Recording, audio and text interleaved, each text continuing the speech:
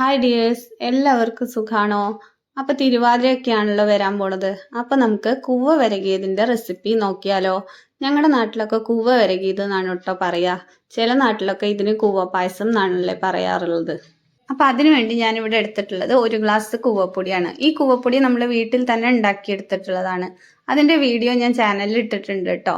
കാണാത്തവരുണ്ടെങ്കിൽ ഒന്ന് പോയി കണ്ടു നോക്കൂ. അപ്പൊ ഈ 1 ഗ്ലാസ് കൂവപ്പൊടി ഞാനിതവിടെ അടി കനമുള്ള ഒരു ഉരുളിയിലേക്ക് ഇട്ട് കൊടുത്തിട്ടുണ്ട്. അപ്പൊ പാത്രം കട്ടിയുള്ള പാത്രം തന്നെ എടുക്കാൻ ശ്രദ്ധിക്കണേ. അപ്പൊ ഈ 1 ഗ്ലാസ് പൊടിക്ക് വേണ്ട അളവാണ് കേട്ടോ ഞാൻ പറയുന്നത്. അപ്പൊ എല്ലാവർക്കും അറിയുന്നതായിരിക്കും, എന്നാലും അറിയാത്തവർക്ക് വേണ്ടിയിട്ട് ഞാൻ ഈ 1 ഗ്ലാസ് പൊടിയുടെ അളവിനനുസരിച്ച് പറയാം. ഇനി നമ്മൾ ഈ പൊടിയിലോട്ട് വെള്ളം ഒഴിച്ചു കൊടുക്കണം. അപ്പോൾ പച്ചവെള്ളമാണ് ഒഴിച്ചു കൊടുത്തിട്ടുള്ളത്. ആ 1 ഗ്ലാസ് കൂവപ്പൊടിക്ക് ഞാനിവിടെ ഒരു 7 ഗ്ലാസോളം വെള്ളം ഒഴിച്ചു കൊടുത്തിട്ടുണ്ട്. അങ്ങനെ നമ്മൾ പൊടി ഏത് ഗ്ലാസ്സിലാണോ എടുത്തിട്ടുള്ളത് ആ ഗ്ലാസ്സിന് 7 ഗ്ലാസ് വെള്ളം ഒഴിച്ചു കൊടുത്തിട്ടുണ്ട്. ഇനി നമ്മളിത് നന്നായിട്ട് കലക്കിയതിന് ശേഷം അടുപ്പത്ത് വെച്ച് കൊടുക്കാം. എന്നിട്ട് കൈവിടാതെ ഇത് ഇളക്കിക്കൊണ്ടേയിരിക്കണം. പിന്നെ ഇളക്കൽ നിർത്താൻ പാടില്ല കേട്ടോ.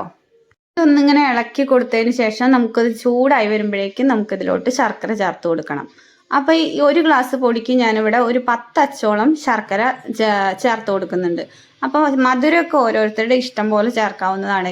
ഇതിപ്പോ ശർക്കരയൊക്കെ ഒന്ന് അലിഞ്ഞു വരുമ്പോൾ നമുക്ക് മധുരം നോക്കിയിട്ട് പോരെങ്കിൽ പിന്നീടും ചേർത്ത് കൊടുക്കാം കേട്ടോ.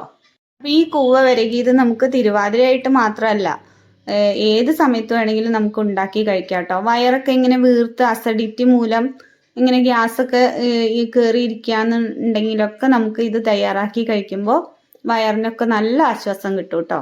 വീഡിയോ ആരെങ്കിലും സബ്സ്ക്രൈബ് ചെയ്യാതെ കാണുന്നവരാണെങ്കിൽ ഒന്ന് സബ്സ്ക്രൈബ് ചെയ്ത് സപ്പോർട്ട് ചെയ്തേക്കണേ.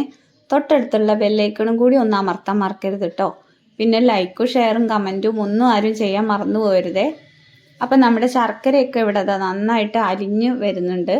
അപ്പോൾ കറുത്ത ശർക്കരയായ കാരണം കളറൊക്കെ നന്നായിട്ട് മാറി വരുന്നുണ്ട് കേട്ടോ. പിന്നെ നമ്മുടെ വീട്ടിൽ തന്നെ തയ്യാറാക്കിയെടുത്ത ഒറിജിനൽ കൂവപ്പൊടിയാണല്ലോ, അപ്പോൾ ഈ ഒരു കളറൊക്കെ കിട്ടും.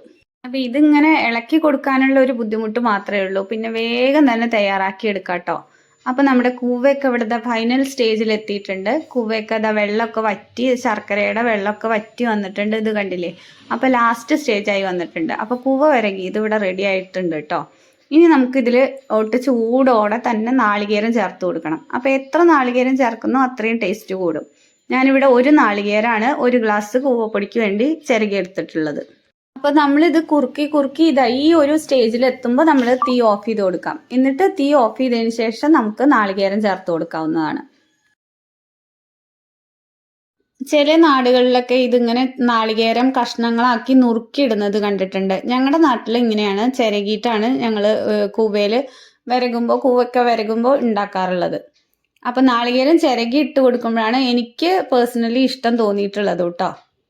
പിന്നെ കൂവയൊക്കെ വരകുമ്പോൾ നാളികേരത്തിനും ശർക്കരയ്ക്കൊന്നും അധികം അങ്ങനെ അളവൊന്നും പറയാനില്ല. മധുരത്തിന് ആവശ്യമായ ശർക്കര ഇടാൻ, നമുക്ക് നാളികേരം കുറച്ച് കൂടുതൽ ഇടുമ്പോഴാണ് ഇതിന് ടേസ്റ്റ് കൂടുന്നത്.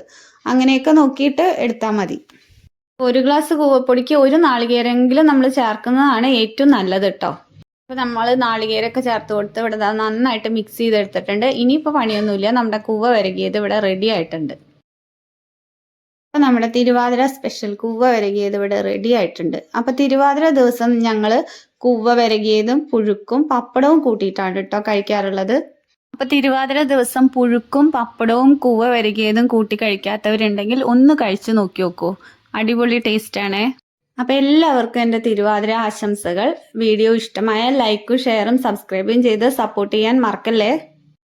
അപ്പോൾ ഇന്നത്തെ ഈ കുഞ്ഞു റെസിപ്പി എല്ലാവർക്കും ഇഷ്ടപ്പെട്ടു എന്ന് വിശ്വസിക്കുന്നു. വീണ്ടും അടുത്തൊരു വീഡിയോയിൽ കാണാം. താങ്ക്